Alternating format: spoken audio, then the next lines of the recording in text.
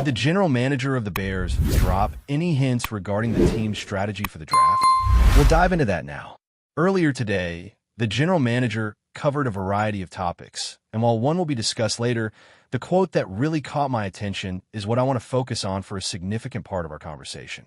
He mentioned blue-chip players and pointed out that the selection pool for such players is rather limited in the initial round of this draft. Nonetheless, he highlighted that there exists a wide array of solid starting caliber players, likely spanning from the lower single digits all the way to picks in the 50s, 60s, or 70s. The critical question remains, can they acquire a blue-chip level player with the number 10 pick?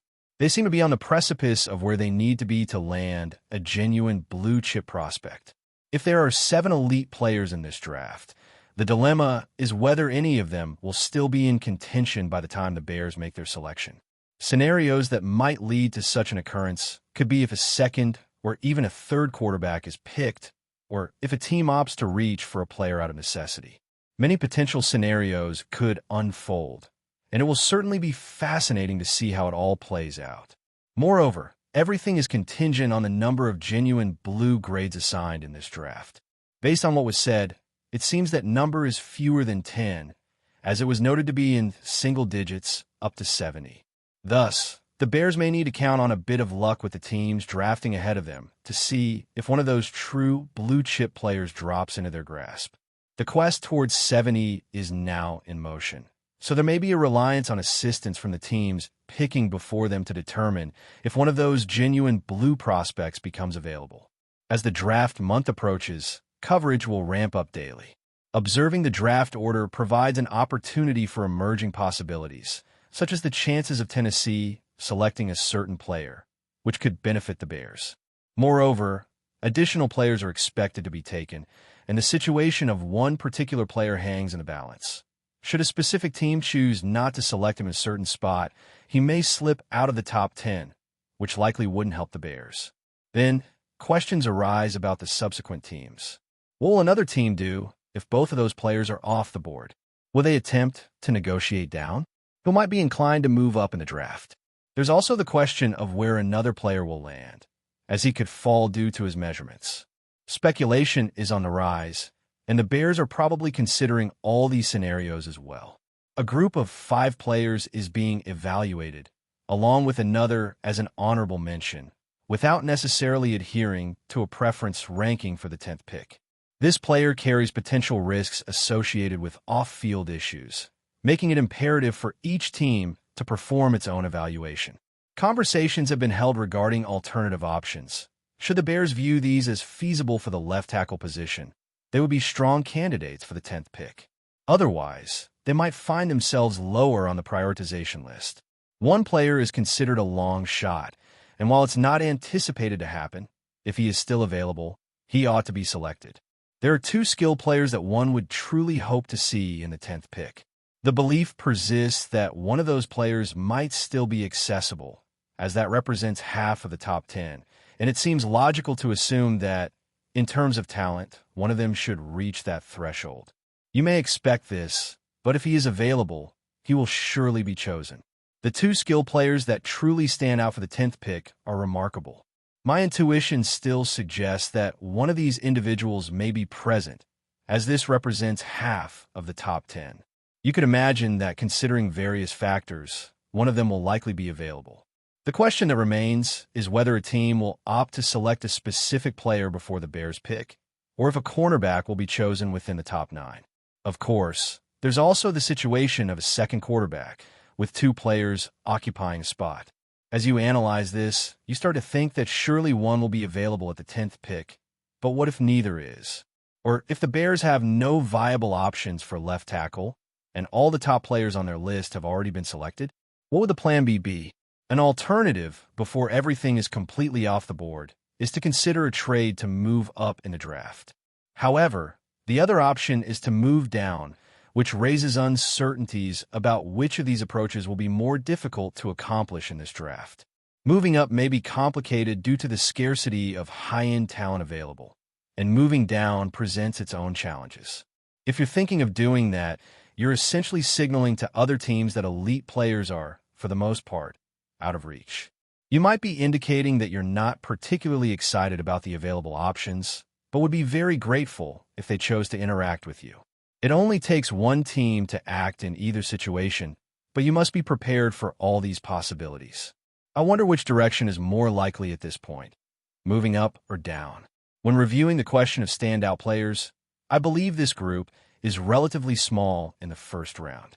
There is a wide range of quality players that could stretch from single digits, which means that even if you're discussing the 8th or 9th pick after the first 6 or 7 players, it could fall down to pick 70, 80, or whatever it may be.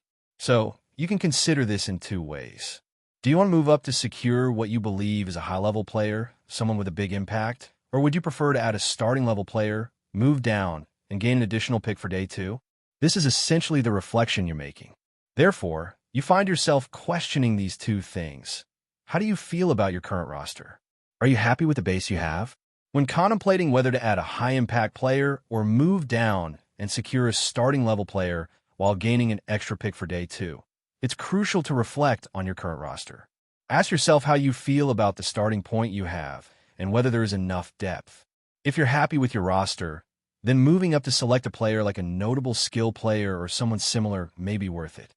On the other hand, if a particular player ends up falling past the 5th pick, that could also motivate a move up.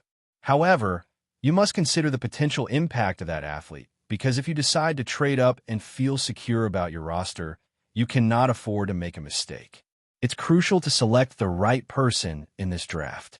Ideally, it would make sense to wait until the 10th pick and see if one of the big talents falls, but this is an intuitive decision. This uncertainty is what makes the role of a general manager so challenging, as it requires balancing patience with the immediate and future needs of the team. Being in the 10th position usually suggests that a good player will be available, and while it's still likely that the Bears will secure a solid player, there may be a significant drop from the last elite talent to the first starting caliber player, as discussed. Now, shifting topics, let's address details from the owners' meetings, including additional information and an update on the Bears stadium situation. In the comments section, express your opinions about the preference between moving up or down in a trade. Let's proceed now, as there's significant news emerging from the owners' meetings, including statements about the stadium situation. Before delving into this, it's worth mentioning that draft caps are available since the event is just over 3 weeks away. This is a great opportunity to get a new cap with various style options, some featuring the flag emblem and others not, catering to different preferences. Additionally, older models are being offered at reduced prices for those who appreciate classic styles. Now, it's time to address the possibility of a contract extension for a specific player. It has been indicated that securing this extension is a priority, although the timeline for completion remains unclear. Information reveals that this matter will be a focal point in the exit meetings at the end of the season. The team is already in communication about future contracts, emphasizing the importance of working with a new coaching staff to assess players' fit within the overall scheme. It has been mentioned that this player is someone the organization intends to keep for the future. While the exact timing is still uncertain, it has been reinforced that extending this player's contract is indeed a priority.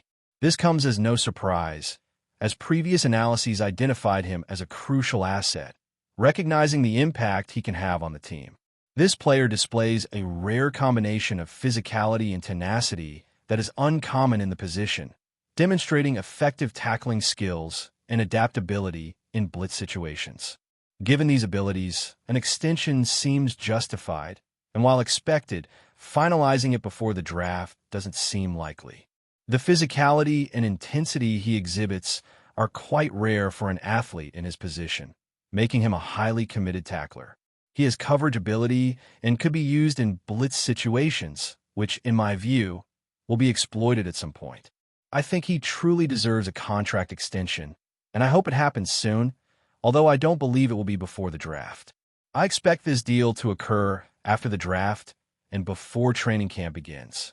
I don't foresee this leading to a holdout situation, as I don't think he has that much leverage as a player at this point in his career. However, it's quite possible that he'll seek a formal agreement before camp to avoid injury risks and other setbacks. So, I hope both parties can reach a consensus sometime between May and July to finalize this deal. Regarding the stadium, although it's a small update, Kevin Warren participated in a conversation with Florio and Chris Sims on NBC Sports. And while we already knew this, he confirmed that the options are limited to 2 locations. Arlington Heights, a 326-acre property acquired a few years ago, which was once a racetrack, or the lakeside area in downtown Chicago. Therefore, it will likely be one of these 2 options, the museum campus or Arlington Heights. I'd give Arlington Heights a 99% chance. He mentioned that there's a mayoral election taking place there today, so we should know by tomorrow who the new mayor of Arlington Heights will be. I believe the previous mayor's departure brings uncertainties about the candidates, and I probably should have informed myself better about this. Once this is resolved, I imagine the conversations will progress. He highlighted that they managed to secure a good deal on the tax incentives with Arlington Heights, which was a significant obstacle previously. And honestly, the city of Chicago, in an ideal scenario, would be the perfect location. The franchise deserves to be in the city, and all fans would prefer that. It's the Dallas Cowboys, not the Cowboys of Arlington. It's the LA Rams, not the Rams of Inglewood. However, sometimes space becomes an issue, especially when dealing with the politics of big cities, which often gets complicated, particularly in the state of Illinois. Therefore, it seems Arlington Heights will be the favored choice. Kevin Warren has consistently stated that construction will begin before the end of 2025, indicating a new stadium project. If his commitment is fulfilled, this will truly happen. Considering that we're already in April and nearly a third of the year has passed, Arlington Heights appears to have a strong position in negotiations with the franchise. The proposal for the team is quite clear. They would have ownership of the entire area, making the idea of a private stadium quite appealing. Do you believe a stadium location will be officially announced this year? Regardless of where it is expected to be finalized in 2025, as stated. By the end of 2025, a location will be decided, and construction will begin. With 3 months already gone, 9 months remain in this year. I'd say the chances are 50-50. I feel fairly confident that by the end of 2026, something will be completed. However, these processes can be long, and it's been over a year, actually more than 2 years since this initiative started, and we're still without definitive answers. So, this is the current landscape. Before we continue, don't forget to subscribe to our channel and give this video a like. Your support helps us keep bringing you the latest updates on our Chicago Bears. And don't be shy. Drop your thoughts on the news in the comments below. As whispers grow louder in the NFL, the possibility of Jordan Love wearing a different jersey next season has emerged as one of the most intriguing storylines. Could the starting quarterback of the Green Bay Packers be donning the Chicago Bears' iconic blue and orange? The speculation has taken over the sports world, with analysts, fans, and insiders all buzzing with anticipation. Love, who recently inked a staggering $220 million deal with the Packers, has led his team to promising heights. But is a cross-state move to the Bears truly in the cards? After an impressive 2023 season where he not only became the Packers starter, but also secured a playoff victory, Love's performance raised eyebrows across the league. His strong arm, poise under pressure, and leadership ability have made him one of the most exciting quarterbacks to watch. Yet, in the NFL, where trades and team makeovers happen overnight, the future is never certain. With the Bears rebuilding their squad and eyeing a possible future with a game-changing quarterback, Love's name has naturally been linked to the franchise. The Chicago Bears, who have been in search of a top-tier quarterback since the departure of Mitchell Trubisky, could see Love as the final piece in their puzzle. With a rich history of defensive prowess but struggling to solidify the quarterback position, the Bears front office might be considering this bold move. Could Jordan Love be the answer to Chicago's quarterback conundrum? The Packers, having recently extended his contract, are in a strong position, but would they entertain offers for the promising young quarterback? If the Bears make an aggressive play, it could change the dynamics of the NFC North. Complicating matters is Love's sizable contract extension, which includes a jaw-dropping $75 million signing bonus and $155 million in guaranteed money. While such a deal would typically signal a commitment to the player, The NFL's unpredictable nature means that any player, regardless of their deal size, is never truly untouchable. Could the Bears capitalize on the Packers' potential cap concerns or other internal issues to secure a deal?